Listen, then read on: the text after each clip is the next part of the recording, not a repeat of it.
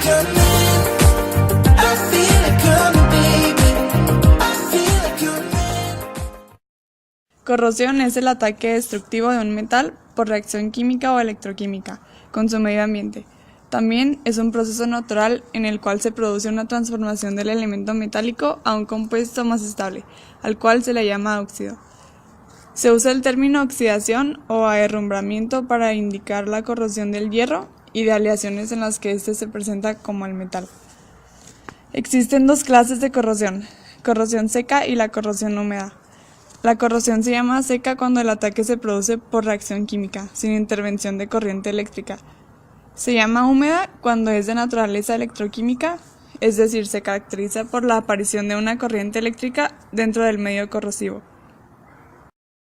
La corrosión afecta en diferentes ámbitos, los cuales son: económico.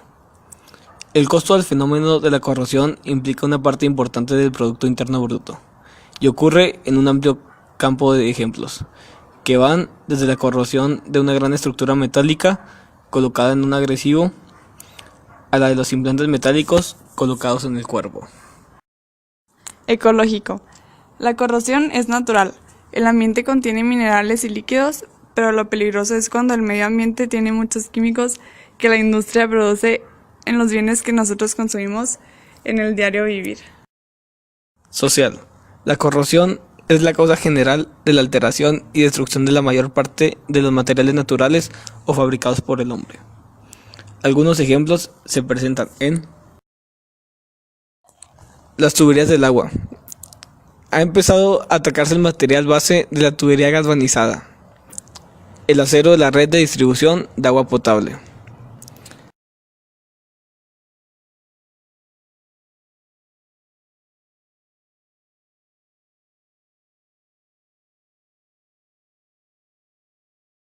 Lavadora automática. Al vaciar el tambor nos encontramos con la sorpresa de que tiene una fisura. No había ni rastro de herrumbre, que en el caso de la tubería de agua nos había servido de indicio para suponer que algo andaba mal. El automóvil. Empiezan apareciendo manchitas y picaduras minúsculas en los parachoques. Después se pueden localizar puntos aislados de ataque en las partes cubiertas por molduras que iban fijadas en agujeros de la carrocería. También aparecen bajo las alfombras picaduras perforantes. El efecto de agentes corrosivos sobre la carrocería es debido a la influencia de la brisa marina que llega a poner en contacto con la carrocería gotitas cargadas de sal. Construcciones de concreto. Es muy común en las grandes ciudades o en las zonas costeras la aparición de manchas de herrumbre en las estructuras de concreto. Por ejemplo, en un estacionamiento subterráneo, un puente o en los postes de líneas de distribución de corriente eléctrica. En condiciones normales, o sea, en un medio con atmósfera limpia, no debe ocurrir nada que afecte a la estructura, ya que el concreto es un medio perfectamente compatible con el acero. La corrosión de envases metálicos para conservas. Cuando se guarda un bote o lata de conserva durante mucho tiempo, se puede tener la sorpresa de encontrarlo con un hinchamiento anormal. Esta deformación es debida a la acumulación de gas hidrógeno y es una manifestación extrema a la corrosión. Los materiales de uso más frecuente en la fabricación de los envases son el aluminio, la hojalata y la chapa cromada. La corrosión de la hojalata por los alimentos envasados es un proceso electroquímico que se desarrolla como consecuencia de la propia estructura del material. Hasta aquí hemos visto y analizado una serie de problemas de corrosión, más o menos comunes en la vida diaria y que se presentan con cierta frecuencia. Sin embargo, muchos otros tipos y formas de corrosión que afectan a la industria y al transporte, y que son muy específicos de cada actividad. Los más peligrosos son aquellos que tienen lugar sin un aviso previo, sin presentar manifestaciones externas visibles como la presencia de la herrumbre.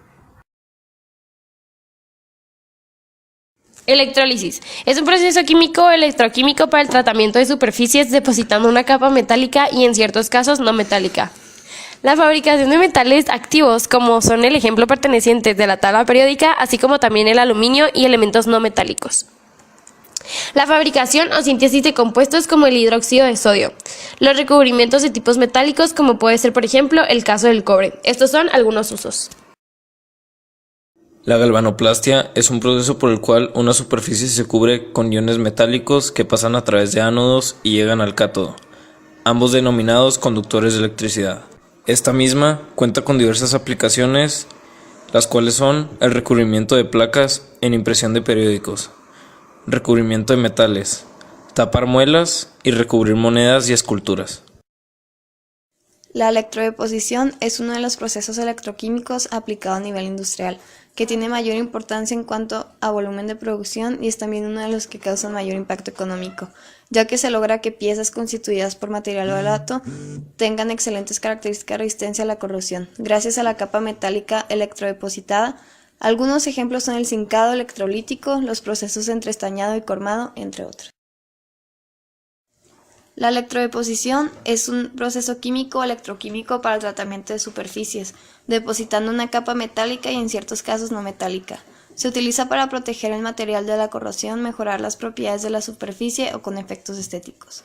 Este procedimiento es utilizado para brindarle resistencia a la corrosión a una determinada pieza, también para que aumente su resistencia a la abrasión, para mejorar su estética, entre otras funciones. Una de las aplicaciones frecuentes de este procedimiento es en la joyería, en donde una pieza realizada con un material barato se recubre una capa de oro o plata para protegerla de la corrosión y para aumentar el valor de la pieza. Se denomina anodización al proceso electrolítico de pasivación utilizado para incrementar el espesor de la capa natural de óxido en la superficie de piezas metálicas. El nombre del proceso deriva del hecho que la pieza a tratar con este material hace de anodo en el circuito eléctrico de este proceso electrolítico. La anodización es usada frecuentemente para proteger el aluminio y titanio de la abrasión y la corrosión, y permite su tinte en una amplia variedad de colores. La capa se consigue por medio de procedimientos electroquímicos y proporciona una mayor resistencia y durabilidad en el aluminio.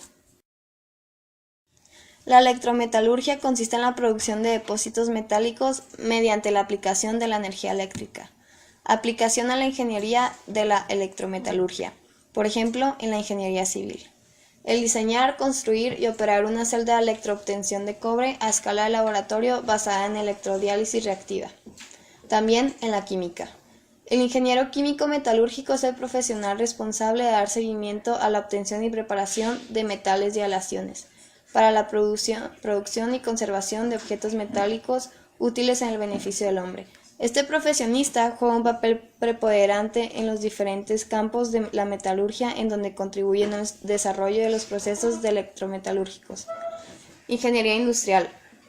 El estudio de la electrometalurgia favorece el diseño y fabricación de aleaciones, en la industria de la manufactura de diferentes productos, así como en el control y cuidado de componentes metálicos contra la acción de la corrosión. Todos estos procesos son considerados desde los requerimientos de diseño de aleaciones, la selección de materiales, los métodos de producción, tratamiento, hasta los componentes metálicos que son empleados en sistemas de transporte, generación de energía, comunicación, industria de la preparación alimentaria, de la construcción y muchas más. Para nuestro equipo, la manera más práctica de prevenir la corrosión fue con varios tipos de pinturas especiales para evitar los efectos de esta misma.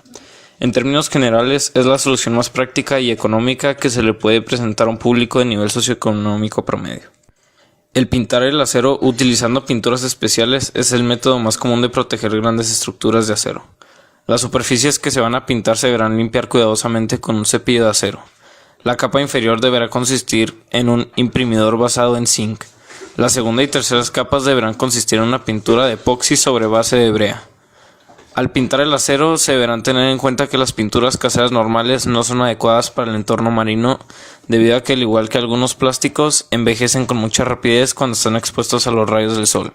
Cabe recalcar que existen pinturas especializadas para los entornos marinos y todos aquellos metales que tengan constante contacto con humedad o agua. Like a